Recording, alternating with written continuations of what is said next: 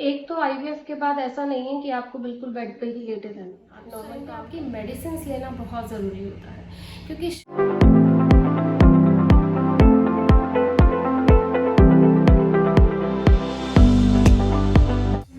Hello, मैं doctor Poonam मग्गो और आज हम बात करेंगे कि आईवीएफ के बाद रेस्ट कितना ज़रूरी है। बहुत आजकल इनफर्टिलिटी का और आईवीएफ का इंसिडेंस बढ़ गया है। बहुत सारी प्रेगनेंसीज जो है मेरे पास चल रही हैं, जो लोग आईवीएफ कंसीव्ड हैं। एक तो आईवीएफ के बाद ऐसा नहीं है कि आपको बिल्कुल बेड पे ही लेटे रहना है। आप नॉर्मल काम कर सकते हो, आप अपने काम पे जा सकते हो, मेट्रो से, कैब से, या जैसे भी आप ट्रैवल कर रहे थे ट्रैवल कर सकते हो।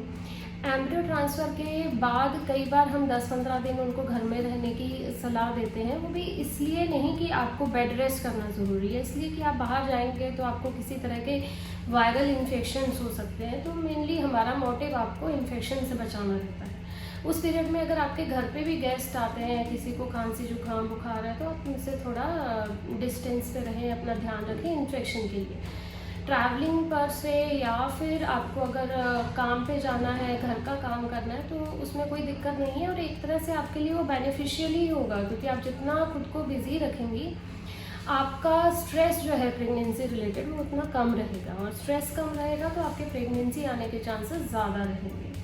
इसी तरह अब हम बात करते हैं कि क्या ज़रूरी होता है उस टाइम पे। उस टाइम पे आपकी मेडिसिन लेना बहुत ज़रूरी होता है, क्योंकि शुरू में जब हम एम्ब्रियो ट्रांसफ़र कर रहे हैं तो आपकी बॉडी नेचुरल रूप से कोई हार्मोन नहीं बना रही है, वो सब हमें बाहर से देना पड़ता है।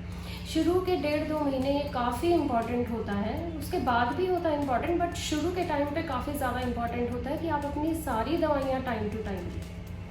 इसके अलावा कुछ एक इम्पॉर्टेंट चीज़ें मैं बताऊंगी, जैसे कि एम्ब्रियो ट्रांसफ़र जब होता है उसके 15 दिन बाद हम आपका यूरिन टेस्ट या ब्लड टेस्ट करते हैं प्रेगनेंसी देखने के लिए, और लगभग उसके ये समझिए कि 15-20 दिन के बाद बच्चे की हार्ट बीट आती है अल्ट्रासाउंड के अंदर। अल्ट्रासाउंड में फर्स्ट प्रेगनेंसी दिखाई देती है जब आपके एम्ब्रियो ट्रांसफ़र को 15 से 20 दिन हो जाते हैं, और उसके भी लगभग 15 दिन बाद हमें हार्ट बीट के लिए चेक करना होता है।